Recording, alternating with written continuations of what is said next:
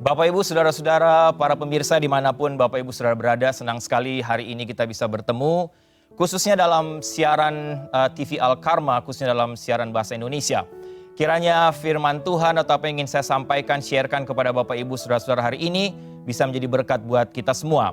Nama saya Pendeta Ricky Lomban, saya melayani sebagai hamba Tuhan di New Life Community Church di Indonesian Ministry, khususnya di Norwalk.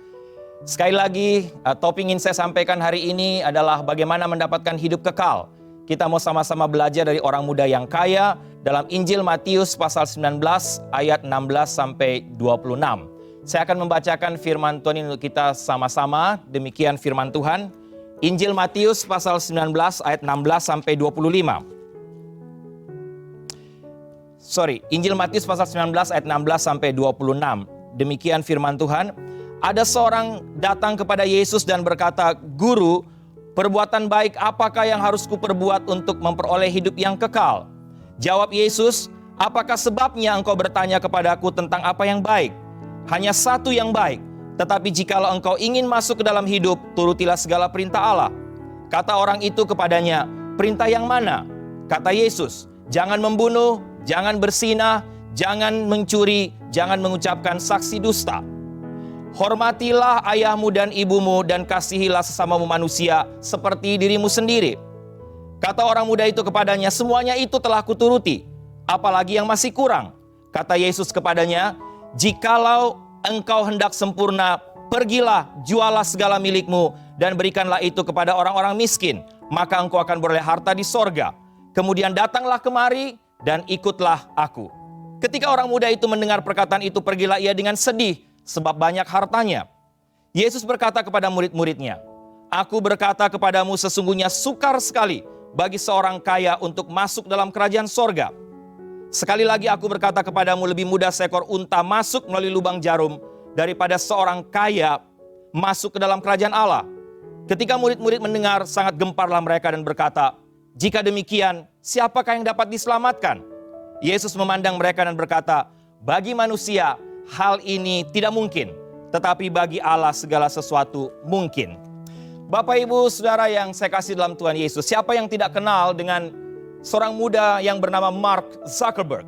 Pemuda yang sempat kuliah di Harvard University ini memilih untuk drop out karena ingin lebih fokus untuk mengembangkan situs jaringan Facebook.com buatannya.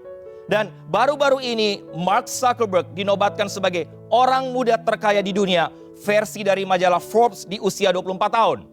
Hebatnya lagi, Mark masuk daftar orang muda terkaya di dunia murni karena hasil kerja kerasnya sendiri. Bukan karena dapat warisan dari orang tua seperti orang lain, seperti orang muda yang lain. Tercatat sebagai milioner termuda dalam sejarah yang memperoleh sendiri harta kekayaannya. Dengan kekayaan senilai 1,5 miliar US dollar, itu berarti kira-kira 13,5 triliun rupiah, Mark menjadi milioner setelah menjual Facebook kepada Microsoft. Pada bulan Oktober 2007 yang lalu, Microsoft membeli 1,6% saham Facebook senilai 240 juta dolar. Itu berarti 2,1 triliun rupiah. Dan sekarang Facebook telah menjadi anak perusahaan dari Microsoft milik Bill Gates, dengan pengunjung situs diperkirakan sejumlah 100 juta pengguna aktif. Bapak, Ibu, Saudara, hari ini kita juga akan melihat dan belajar dari seorang muda yang kaya yang diceritakan dan dicatat dalam Alkitab. Dalam Injil Matius 19 ayat 16 sampai 26 yang sudah saya bacakan buat kita semua tadi. Alkitab mencatat bahwa orang ini masih muda. Dan dalam bagian yang lain dia disebut juga sebagai pemimpin, bahkan kemungkinan pemimpin sinagoge lokal di tempat itu. Orang ini masih sangat muda, kaya, bahkan dipastikan sangat kaya. Dalam terjemahan lain disebut sebagai orang yang sangat kaya karena memiliki sejumlah properti, tanah, dan kekayaan-kekayaan lain. Tapi juga sekaligus dikenal sebagai orang yang sangat terhormat dan terpandang karena punya kedudukan tinggi sebagai pemimpin sinagoge pada waktu itu. Ada yang menarik ketika kita belajar tentang orang muda yang kaya ini. Bapak, Ibu, Saudara, orang ini tergolong orang sukses pada zamannya karena dia kaya. Juga sekaligus orang yang punya kedudukan yang terhormat di mata masyarakat. Tapi masih punya kerinduan untuk mencari Yesus. Dan juga masih punya waktu untuk memikirkan hal-hal rohani. Masih memikirkan tentang hidup kekal. Biasanya pada zaman sekarang, kalau kita menemukan orang yang kaya, punya banyak harta dan juga kedudukan tinggi, biasanya identik dengan kesombongan, menganggap rendah orang lain, dan biasanya karena punya segala-galanya merasa tidak perlu Tuhan. Tidak punya waktu untuk memikirkan hal-hal rohani. Apa yang ada dalam pikiran kita kalau kita bertemu dengan seorang yang sangat kaya dan sukses, Bapak Ibu? Atau apa yang selalu ada dalam pikiran kita jika kita melihat ada orang kaya, sukses, terkenal, hormat, kemudian dia mati? Apa yang ada dalam pikiran kita ketika kita mendengar orang sekaliber Michael Jackson misalnya, kemudian kita mendengar bahwa Michael Jackson mati? Apa yang ada dalam pikiran kita selama menonton acara memorial service dari Michael Jackson? Apa yang dia sudah terima selama ini? Seberapa banyak kekayaannya? Dan yang jauh lebih penting, apakah dia sudah terima Tuhan Yesus?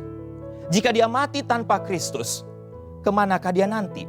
Apalah arti kekayaan yang melimpah, dihormati dan disanjung orang selama masih hidup, tapi nantinya mati dalam kesia-siaan, mati tanpa Kristus dan masuk neraka? Dalam kisah ini terlihat bahwa orang muda yang kaya tadi tahu bahwa ada satu yang kurang dalam hidupnya. Ia punya segala sesuatu, ia punya harta yang banyak, ia dihormati dan disanjung orang banyak, tapi ia belum punya hidup kekal. Oleh karena itu ia datang kepada Yesus dan bertanya, "Guru, perbuatan baik apakah yang harus kuperbuat untuk memperoleh hidup kekal?" Nah, Bapak Ibu Saudara pemirsa yang saya kasih dalam Tuhan Yesus, melalui pertanyaan orang muda yang kaya ini, dan melalui jawaban-jawaban yang diberikan Tuhan Yesus dalam kisah ini, saya menemukan paling tidak ada 3 kualifikasi atau 3 syarat utama yang diberikan oleh Tuhan Yesus jika seseorang ingin mendapatkan hidup kekal atau ingin namanya terdaftar di sorga. Yang pertama, hidup kekal tidak bisa didapatkan dengan perbuatan baik. Dalam jawaban Tuhan Yesus terhadap pertanyaan orang muda yang kaya tadi, secara jelas mematahkan konsep atau pemahaman orang yang salah mengenai keselamatan, yaitu dengan berbuat baik kita bisa mendapatkan keselamatan atau hidup kekal.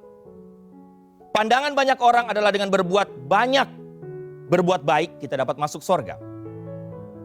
Tuhan Yesus mengatakan kepada orang muda itu bahwa tidak ada perbuatan yang baik. Yang baik hanya satu, yakni Allah sendiri. Perbuatan baik kita tidak dapat menyelesaikan dosa sama sekali. Ada beberapa alasan mendasar. Yang pertama, seberapa baikkah yang bisa kita buat? Ada peribahasa dalam bahasa Indonesia, kita mungkin semua tahu, rusak susu sebelanga karena nila setitik. Satu perbuatan dosa saja, Bapak Ibu, sudah sangat cukup untuk membuat semua perbuatan baik yang jutaan jumlahnya pun menjadi tidak berarti. Dan setelah itu perbuatan baik yang dilakukan tidak pernah lagi dipandang baik. Dalam aspek hukum dan keadilan juga demikian. Orang akan tetap dihukum setelah melakukan pembunuhan, walaupun dia sebelumnya sudah berbuat baik begitu banyak. Perbuatan baik itu hanya dapat sedikit meringankan hukuman, tetapi tidak dapat menghapus hukuman. Yang kedua, Bapak Ibu, perbuatan baik yang dilakukan dengan motivasi supaya dapat masuk surga adalah perbuatan yang tidak baik. Makin berbuat baik akan makin berdosa dan masuk neraka. Konsep ini sudah diungkapkan sekitar 2350 tahun yang lalu dengan teori summum bonum dari Aristoteles dan Plato, yang menyatakan bahwa perbuatan baik supaya masuk surga adalah tidak sah dan tidak logis untuk masuk surga. Oleh karena itu Tuhan Yesus mengatakan kepada orang muda itu tidak ada perbuatan yang baik. Yang baik hanya satu. Paulus dalam kitab Roma juga mengatakan bahwa tidak ada manusia yang baik, semua berdosa. Yang ketiga, sehubungan dengan perbuatan baik, belum lagi dilihat dari tuntutan Allah. Tuntutan Allah yang sempurna. Satu dosa saja membuat Allah jijik kepada kita. Oleh karena itu mustahil manusia bisa mendapatkan hidup kekal dengan usahanya sendiri. Dengan cara apapun, tidak ada jalan lain kecuali kita menerima jalan keluar yang diberikan Allah kepada kita. Beriman dan percaya kepada Tuhan Yesus yang sudah datang dan mati untuk menebus dosa kita. Kalau boleh saya simpulkan, Bapak Ibu Saudara, Tuhan Yesus bukan milik agama Kristen saja. Karya keselamatan Kristus di atas kayu salib bukan menyelamatkan agama atau orang Kristen, tapi menyelamatkan setiap orang yang beriman dan percaya kepadanya, dan yang mau membuka hatinya untuk menerima dan mengakui Dia sebagai Tuhan dan Juru Selamat. Yang kedua, hidup kekal tidak bisa didapatkan dengan mentaati hukum saja atau menjadi orang terhormat dan dianggap baik oleh orang. Dari jawaban Tuhan Yesus kepada orang muda ini juga sangat terlihat bahwa Tuhan Yesus dengan tegas menyatakan kebenaran Kristiani yang paling hakiki. Bahwa menjadi orang terhormat, menjadi orang yang mentaati hukum-hukum religius saja, sehingga dipandang atau dilihat orang sebagai orang baik, tidak cukup. Ketika Tuhan Yesus katakan kepada orang muda ini, apakah engkau sudah melakukan semua yang tertulis dalam hukum Taurat? Perhatikan apa yang ia katakan. Orang muda ini secara cepat dan penuh keyakinan menjawab, ya Tuhan, saya sudah melakukannya dengan sempurna. Dengan kata lain, ya saya tidak pernah menyakiti orang lain. Saya juga tidak pernah merugikan orang lain. Saya sudah mentaati semua hukum-hukum tersebut. Tetapi dengan tegas Yesus katakan, atau dengan kata lain, Yesus berbicara kepada orang muda ini dan berkata kepadanya, perbuatan baik apakah yang sudah engkau lakukan dengan semua harta yang engkau miliki? Kebaikan positif apa saja yang sudah engkau lakukan bagi orang lain? Berapa banyak yang sudah engkau sisihkan untuk menolong, menghibur dan menguatkan orang lain yang semestinya engkau lakukan dengan harta yang engkau punya? Dalam bagian ini kita belajar satu hal, Bapak Ibu. Kita harus keluar dari kehormatan moral seperti orang muda tersebut. Tuhan Yesus mau kita berhenti berpikir bahwa kebaikan itu diperoleh dari tidak melakukan apa-apa. Bisa jadi kita tidak pernah mengambil sesuatu dari orang lain dan kita mendapatkan kehormatan. Tapi kita akan menjadi bagian dalam kekristenan sejati jika kita sampai kepada level atau tingkat memberi sesuatu kepada orang lain yang membutuhkan. Oleh karena itu Tuhan Yesus memberikan jawaban, jualah semua hartamu dan berikanlah itu kepada orang yang miskin, maka engkau akan mendapatkan harta di sorga. Bapak Ibu, pertanyaan untuk kita semua, mana yang lebih mudah? Mentaati lampu merah di jalan atau memberhentikan mobil kita dan menolong orang cacat yang ingin menyeberang di lampu merah? Mentaati hukum, banyak orang bisa melakukannya. Tapi menolong dan memberi kasih kepada orang yang membutuhkan, bicara soal lain. Tuhan Yesus hanya ingin menegaskan kepada orang muda tersebut bahwa jangan mengira dengan engkau melakukan dengan sempurna mentaati semua hukum Taurat. Melakukan semua aturan-aturan religius sehingga engkau dihormati orang lain. Engkau akan selamat dan mendapatkan hidup kekal. Karena hidup kekal bukan diperoleh ketika kita bisa mentaati semua aturan tersebut dan tidak melakukan apa-apa. Hidup kekal hanya bisa diperoleh karena anugerah. Dan jika kita telah hidup dalam anugerah tersebut, kita pasti akan selalu mengingat kepentingan orang lain. Kebenaran yang ketiga, Bapak Ibu, atau kualifikasi yang ketiga. Hidup kekal tidak bisa didapatkan dengan masih menjadi orang kaya. Apa maksudnya? Yang menjadi pertanyaan kita ketika membaca kisah ini adalah, apa arti Tuhan Yesus katakan orang kaya sukar masuk sorga? Mengapa Tuhan Yesus meminta orang muda itu menjual semua hartanya? Apakah itu berarti kita harus menjual semua harta kita dan tidak menjadi orang kaya lagi, baru kita bisa masuk sorga dan mendapatkan hidup kekal? Apakah salah menjadi orang kaya? Apakah salah jika kita memiliki kekayaan yang banyak? Mengapa orang muda itu juga menjadi sedih ketika mendengar jawaban Tuhan Yesus soal menjual semua hartanya dan bagikan kepada orang lain? Bapak Ibu yang saya kasih dalam Tuhan Yesus, penekanan dari jawaban Tuhan Yesus ini sebenarnya adalah Tuhan itu tidak pernah mau ditempatkan dalam urutan kedua dalam kehidupan kita.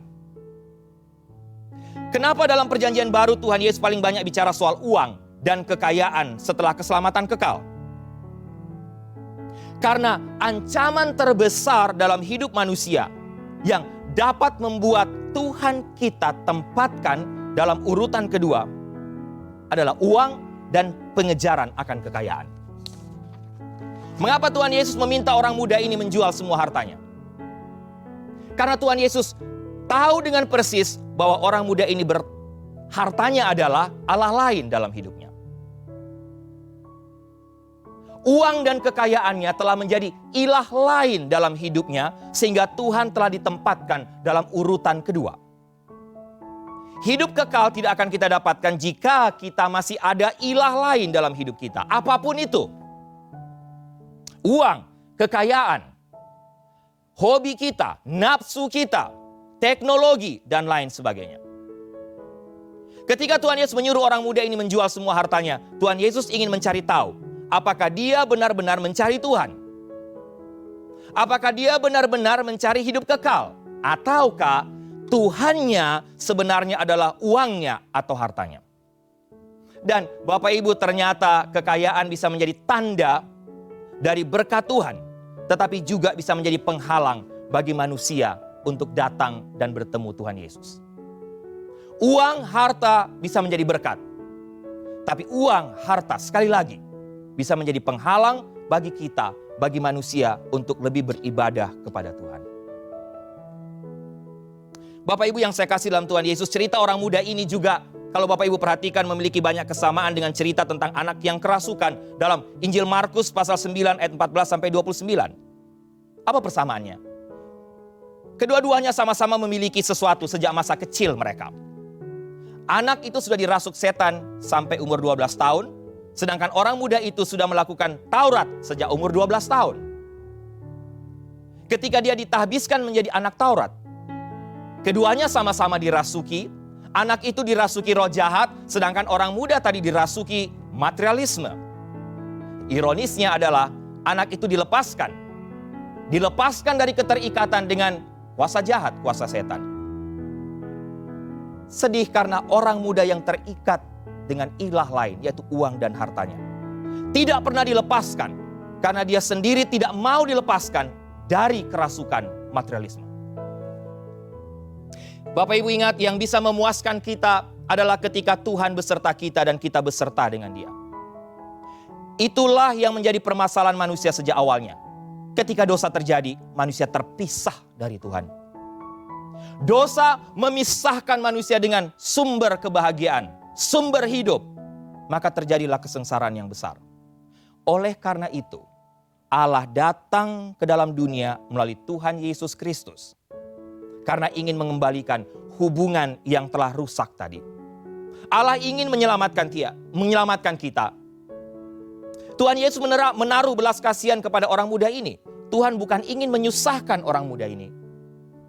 Tuhan Yesus mengasihi orang muda ini. Tuhan hanya ingin mengatakan bahwa usahamu, dirimu, pencapaianmu, kerohanianmu, dan sebagainya tidaklah bisa diandalkan untuk bisa mendapatkan atau memperoleh hidup kekal. Yang kau butuhkan hanya satu, percaya dan beriman kepada Tuhan Yesus. Berimanlah kepada Allah yang baik itu. Usahamu tidak akan mampu menyelamatkan engkau. Bapak Ibu yang saya kasih dalam Tuhan Yesus, ketika kita mengejar kepuasan di luar Tuhan, semua hanya fata morgana. Maka Tuhan Yesus mengajarkan kita untuk menyangkal diri kita. Sangkal diri, ikuti jalan Tuhan. Maka kita akan bisa kembali kepada hidup yang sejati. Hidup yang kekal adalah mengenai Allah dan mengenai Yesus yang datang ke dalam dunia ini. Mengasihi kita dan menyelamatkan kita manusia berdosa. Ada beberapa hal sebagai tantangan untuk kita Bapak Ibu dalam bagian ini.